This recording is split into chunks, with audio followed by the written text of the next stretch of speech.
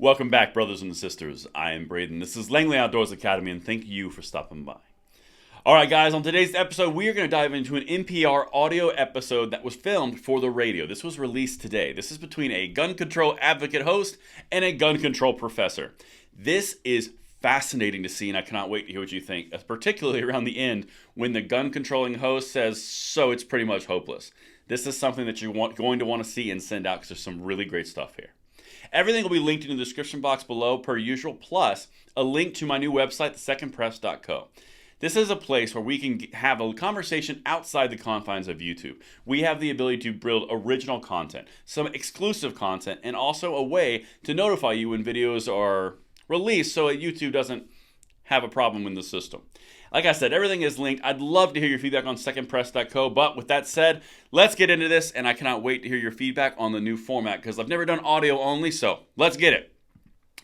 So this first one, again, this is on NPR, and NPR is no friend to the Second Amendment, to say that lightly. But I want you to listen to the audio from the host and then the answers of the questions, because this host, I swear, he wants a king. But anyway, let's get it. Democrats have made this proposal dozens of times in recent years, but they haven't been able to get it done, mainly because many Republicans in Congress oppose any type of gun control. So, will it be different this time around? For more, we turn now to Robert Spitzer. He's a distinguished service professor emeritus of political science at SUNY Cortland and an expert on gun policy. Professor Spitzer, what kind of pitch does President Biden need to make to push increased gun control legislation through Congress before the end of the year? I'm not sure there's anything he could say that will make the Senate move. It's important to remember that the House of Representatives has already passed an assault weapons ban bill and included in that a limit on large capacity magazines, which arguably is even more important. But as you just discussed, the Senate has a full plate. The spotlight will be on the Senate when it comes to assault weapons and possible action. But it's hard to imagine the Senate mustering 60 votes to enact a new assault weapons ban. All right, so hard to imagine. The Senate has a lot on its plate, and the host here is saying, what's it going to take? What's that pitch? What's that magic sales pitch to get it over the finish line before January?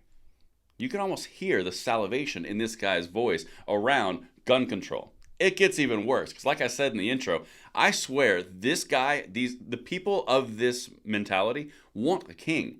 But the interesting thing is they want the king to do exactly what they want. The second that a king goes against what they want, they're all for democracy. Now, of course, as a hypothetical, they're not calling for a monarchy, but the point remains. They want an autocrat until the autocrat goes against them.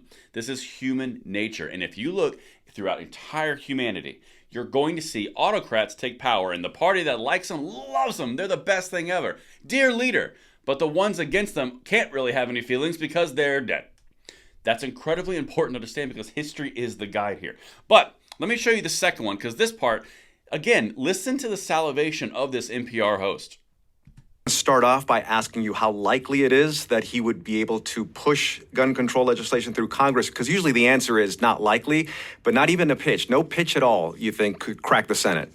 Well, he might want the Senate to take a vote, and other Democrats might want a vote to be held as well, just so that they're on record on the issue. The assault weapons ban idea is supported by most Americans. It's been floating around a long time. And so for political reasons, there might be a push to go ahead. But with so much on the Senate's plate and on Congress's plate, I think it will be a difficult haul. And the question that he will need to ask is whether that's where he wants to put significant political effort in the short time between now and when the new Congress convenes in January. What about executive action to overcome the gridlock? All right, so I'm going to do a couple things. And I left that last part in there to make a very important point. It's going to be a heavy haul to get the 60 votes in the Senate because the Senate is deadlocked. It's gridlocked. That's the whole point of our system. A slow incremental change, not sweeping drastic ones, because sweeping drastic ones tend to trample on the rights of one party or the other. Again, go back to my dear leader versus dead people on the ground.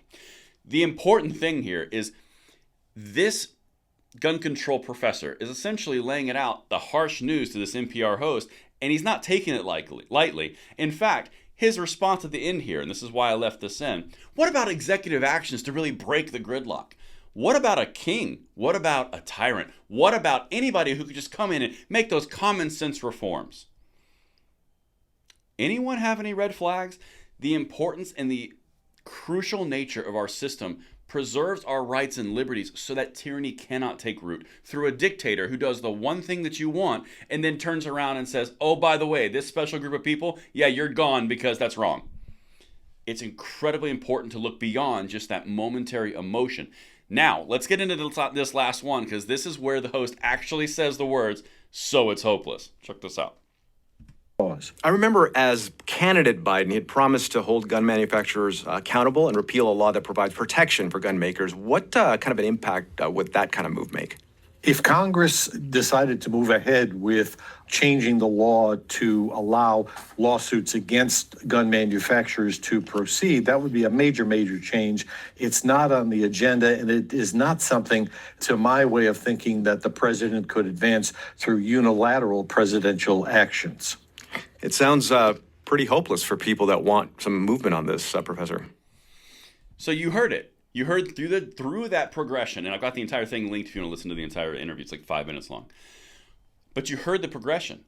It was, what can we do? Wait, we can't do anything? Hold on a second, this is uncomfortable. What about executive actions? Can we have a king? And then it turns into pure hopelessness because he's going after the PLCAA. That's something that Biden set up. The false expectations that the gun controllers set for the gun control advocates in the media and on the left, they're starting to realize that they can't do what they wanted and were promised to do. Now it's becoming utterly hopeless. That's because the false expectations were set in advance and you bought them hook, line, and sinker. Now reality is setting in and it's starting to be, well, it's those Republicans' fault. Or the Democrats made you promises they could not fulfill, and now it's coming up to bite you and you've got to blame somebody because it can't be the fault that you believe them. It has to be someone else's fault. You have to externalize everything. Everything in this entire thing is summed up in the end statement. So it's pretty much hopeless for anyone who wants action on this. Right now? Yes. New Congress is coming in January. That's what we're talking about. That's why we're hitting this so hard, because we need to stay diligent. Let me know what you guys think of the new format. Everything is linked in the description box below, and make sure you check out the Second Press. Thank you so much, and I'll see you in the next one. I'm Braden. See you later.